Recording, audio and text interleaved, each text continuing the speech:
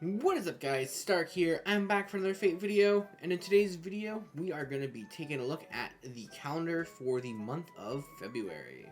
So February is a short month, as it usually is, and really there's not a whole lot going on in this month. We do have the Valentine's Day banner, which is currently available at this point in time, but outside of that we pretty much don't have anything coming in February. There are a few things that they can do, but nothing's guaranteed. I'm going to talk about a couple banners that we could get and that they did get in February on Japan, but the order is a little bit out of order here, so who knows what they're actually going to do. So we might not get either of the two banners that I'm going to talk about at the end of the video. We could get both of them. We could get a third banner. Really not really sure what's going on here.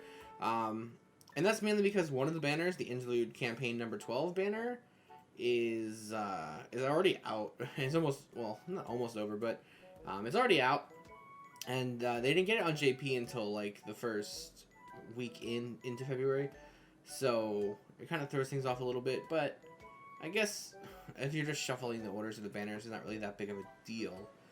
Anyway, though, we're going to go ahead and talk about this regardless, and we are going to start with that Interlude Campaign banner. So in this banner, you have the ability to recruit Bradamante and Shang Yu.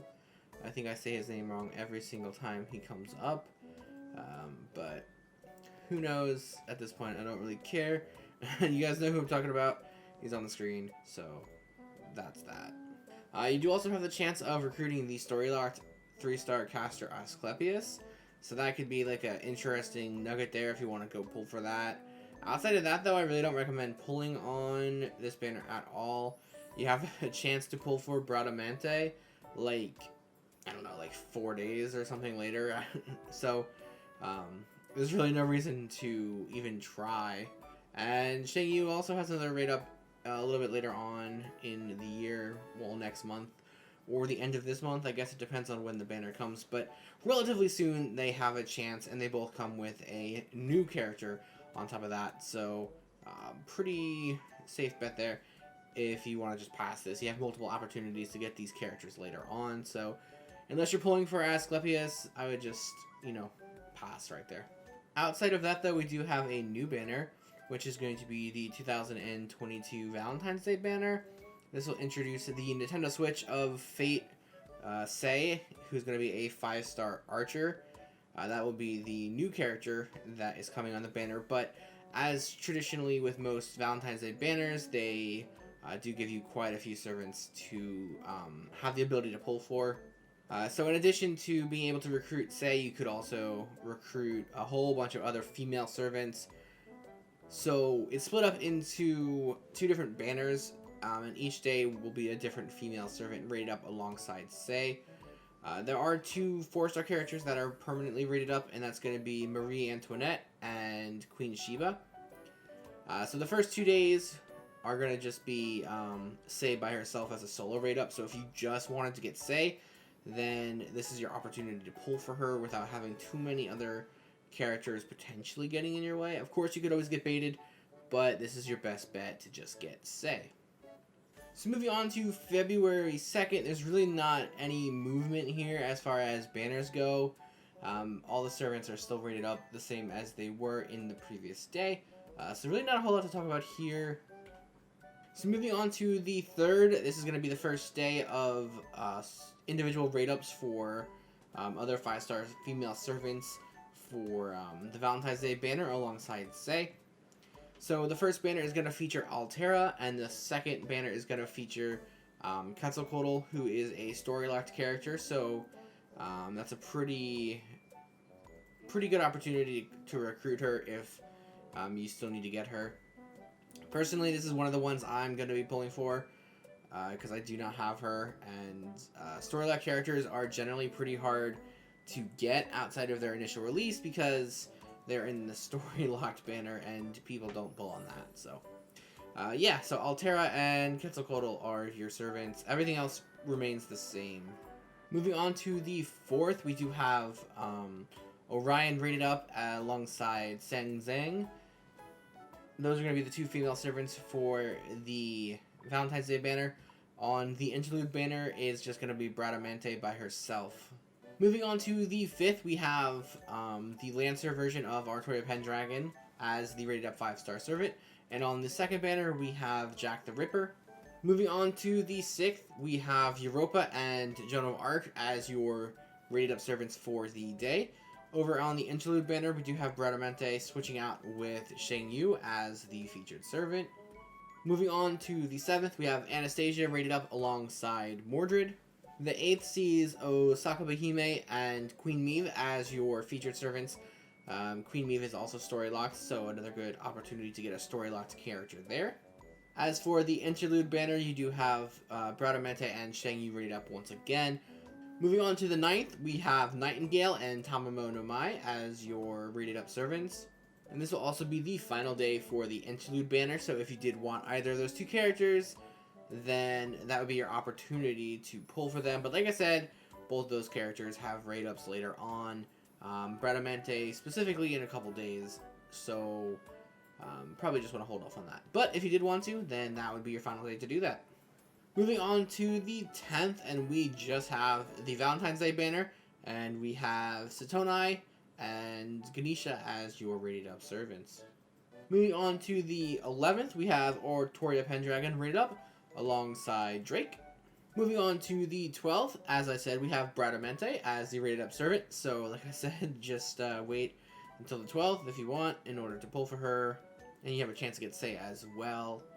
And then you do also have the caster of the Nightless City as your other rated up servant of the day.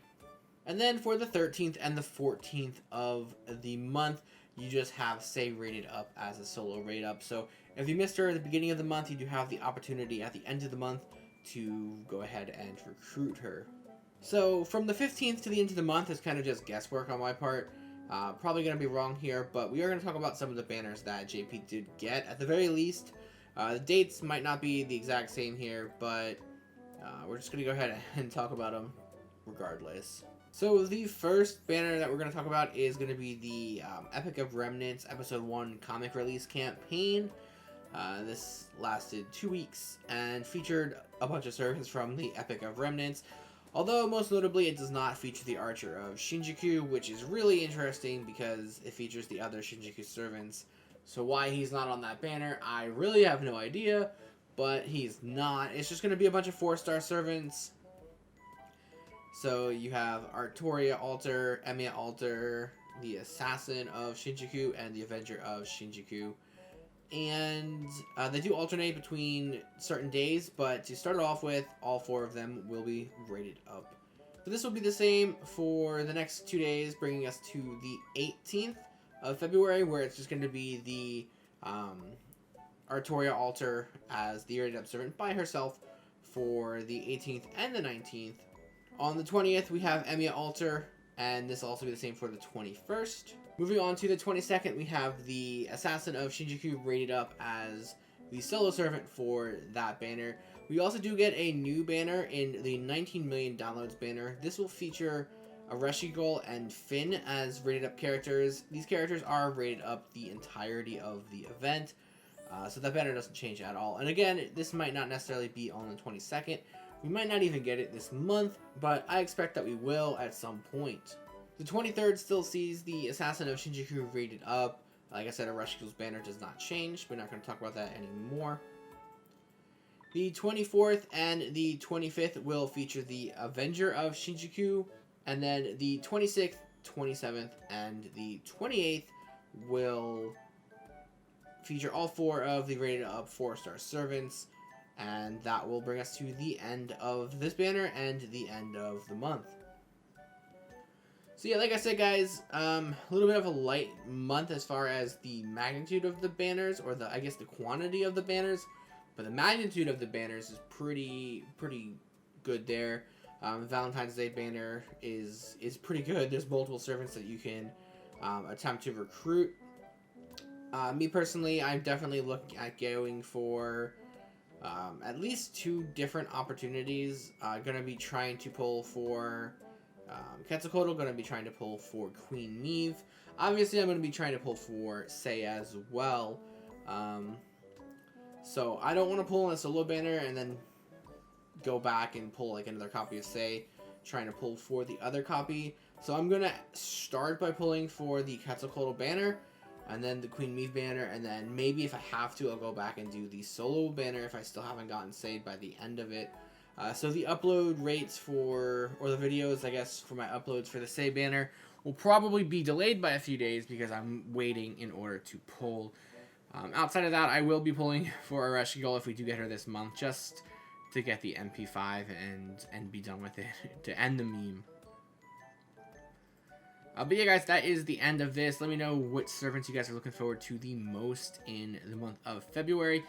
And as always, if you like the video, feel free to like, comment, and subscribe. And I do have the links below to my Twitter, Twitch, Patreon, and Discord.